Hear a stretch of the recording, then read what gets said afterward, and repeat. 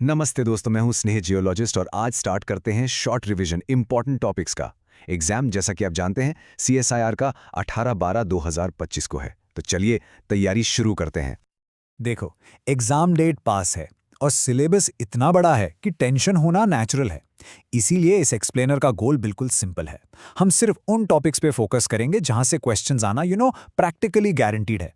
So let's jump right in एकदम high speed, no nonsense review के साथ। सबसे पहले जियोमॉर्फोलॉजी, धरती के खेल। ये वो सेक्शन है जहां एग्जामिनर्स को विजुअल ट्रैप सेट करने में बड़ा मजा आता है। चलो स्टार्ट करते हैं कुछ कॉमन विंड और ग्लेशियल लैंडफॉर्म्स के ट्रैप्स को डीकोड करने से।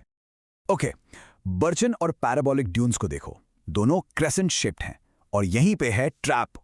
असली खेल है हॉर्न्स की डायरेक्शन का। बर्चन ड्यून के हॉर्न्स हमेशा डाउनविंड पॉइंट करते हैं, यानी हवा की डायरेक्शन में, और पैराबोलिक के हॉर्न्स अपविंड, हवा के ऑपोजिट। इसे याद रखने का एक सिंपल तरीका है। सोचो, बर्चन ड्यून हवा के साथ भाग रहा है, इसलिए उसके हॉर्न्स आगे हैं। पैराबोलिक ड्यून को वेजिटेशन ने पकड़ रखा है, तो उसके हॉर्न्स पीछे रह जाते हैं। ये क्वेश्चन तो पक्का आएगा। अब आते हैं ग्लेशियल डिपॉजिट्स के क्लासिक ट्रैप पे।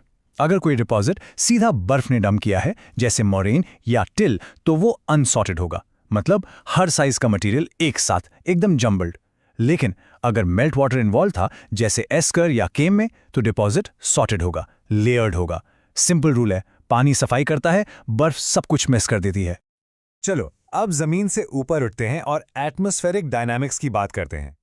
इस सेक्शन को ऐसे समझो कि हम हवा के चलने के बेसिक रूल सीख रहे हैं, हवा का पूरा हिसाब किताब। ये टेबल, ये तो नॉन नेगोशिएबल है, इसको तो बस याद कर लो। जियोस्ट्रॉफिक बैलेंस पीजीएफ और कोरियोलिस के बीच का आइडियल स्टेट है, जहां हवा सीधे आइसोबार्स के पैरेलल चलती है। जब आइसोबार्स कर्व हो जाते हैं, तब आ जाता है ग्रेडियंट विंड, जिसमें सेंट्रीफ्यूगल फोर्स ऐड हो जाती है। और टॉर्नेडोज जैसे छोटे इंटेंस घुमाव के लिए कोरियोलिस का असर नेग्लिजिबल हो जाता है और बचता है साइक्लोस्ट्रॉफिक बैलेंस। इस टेबल से एक क्वेश्चन एक्सपेक्ट करके चलो। कंडीशनल इंस्टेबिलिटी, नाम थोड़ा कॉम्प्लेक्स लग सकता है, पर कॉन्सेप्ट सिंपल है। ये वो कंडीशन है जब एनवायरनमेंट का लैप्स रेट, यानी ईएलआर, ड्राई और सैचुरेटेड एडियाबैटिक लैप्स रेट्स के बीच में होता है। इसका मतलब क्या हुआ? मतलब ये कि अगर हवा ड्राई है तो स्टेबल है, शांत रहेगी, पर जैसे ही वो सैचुरेट हुई, वो अनस्टेबल हो जाएगी और तेजी से ऊपर उठेगी। ये एग्जैक्ट डेफिनेशन एग्जाम में बहुत आती है। और अब आते हैं रॉस्बी नंबर पे। सिंपल भाषा में ये एक रेशियो है जो इनर्शियल फोर्सेस को कोरियोलिस फोर्स से कंपेयर करता है। जब रॉस्बी नंबर छोटा होता है, इसका मतलब कोरियोलिस फोर्स डोमिनेंट है, जैसे कि बड़े बड़े जेट स्ट्रीम्स में होता है। जब नंबर बड़ा होता है, कोरियोलिस फोर्स नेग्लिजिबल हो जाती है, जैसे टॉर्नेडोज में। सारा खेल स्केल का है। चलिए अब समुंदर के राज खोलते हैं। ओशनोग्राफी के कुछ ऐसे क्रिटिकल कॉन्सेप्ट्स देखते हैं जो एग्जामिनर्स के फेवरेट होते हैं। ओशन वेव से एक क्वेश्चन तो आप डेफिनेटली एक्सपेक्ट कर सकते हैं। बस ये डिफरेंसेस याद रखो। केल्विन वेव्स इक्वेटर के साथ साथ ईस्टवर्ड जाती हैं, प्लैनेटरी रॉस्बी वेव्स वेस्टवर्ड जाती हैं, और इंटरनल वेव्स जो अलग अलग डेंसिटी वाले पानी का लेयर्स के बीच बनती हैं, उनका एम्पलीट्यूड सरफेस वेव्स से कहीं ज्यादा होता है। डायरेक्शन और एम्पलीट्यूड, यही हैं कीवर्ड्स। ये कोट ओशन केमिस्ट्री का एक फंडामेंटल प्रिंसिपल बताता है। समुंदर में मेजर आयंस का रेशियो, जैसे सोडियम और क्लोराइड, हर जगह कांस्टेंट क्यों होता है? क्योंकि उनका रेजिडेंस टाइम, यानी वो समुंदर में कितनी देर रहते हैं, समुंदर के मिक्सिंग टाइम से बहुत बहुत ज्यादा है। मतलब पूरा समुंदर मिक्स हो जाता है उससे पहले कि आयन सिस्टम से बाहर निकलें। कितना सिंपल और एलिगेंट कॉन्सेप्ट है। ये सीक्वेंस तो क्लासिक है और एग्जाम में आने के हाई चांसेस हैं। स्टेप 1, विंटर में मिक्सिंग से न्यूट्रिएंट्स ऊपर आते हैं पर लाइट कम है। स्टेप 2, स्प्रिंग में धूप बढ़ती है, सरफेस गर्म होता है, स्ट्रैटिफिकेशन हो जाती है। स्टेप 3, इससे ट्रिगर होता है ब्लूम। फाइटोप्लैंक्टन लाइट और न्यूट्रिएंट्स का फायदा उठा के एक्सप्लोड करते हैं। स्टेप 4, आखिर में उन्हें खाने के लिए ज़ूप्लैंक्टन आ जाते हैं। यही एग्जैक्ट ऑर्डर आपको याद रखना है। ऑलराइट, चलो अब फोकस घर लाते हैं और इंडिया की जियोलॉजी की बात करते हैं। एक सिंपल क्रोनोलॉजिकल समरी से देखते हैं ताकि बिग पिक्चर एकदम क्लियर हो जाए। ये टाइमलाइन पूरी स्टोरी क्लियर कर देती है। पर्मियन में गोंडवाना सेडिमेंटेशन से शुरू हुआ, जिससे हमारे कोल डिपॉजिट्स बने। फिर लेट क्रिटेशियस में डेक्कन ट्रैप्स का मैसिव इरप्शन।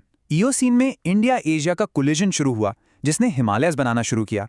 और फाइनली नियोजीन में हिमालयन अपलिफ्ट तेजी से हुआ और उनके आगे सिवालिक सेडिमेंट्स जमा हुए। गोंडवाना से हिमालयस तक का सफर। यहाँ हम इंडिया के दो सबसे इंपॉर्टेंट स्ट्रैटिग्राफिक यूनिट्स को कंपेयर कर रहे हैं।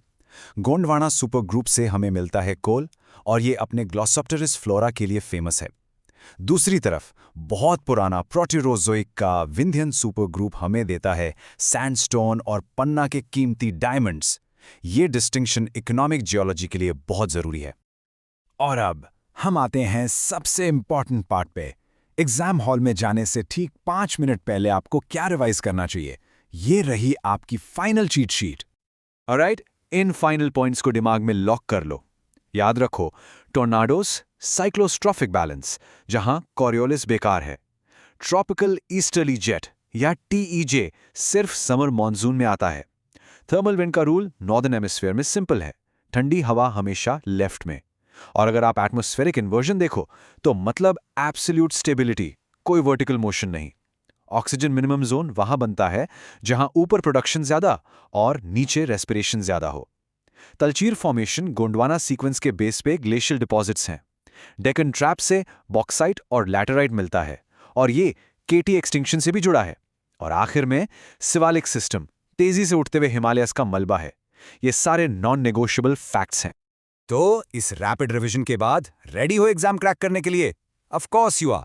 आपने मेहनत की है और अब ये सारी की कॉन्सेप्ट्स आपके फिंगर टिप्स पे हैं। पूरे कॉन्फिडेंस के साथ जाना।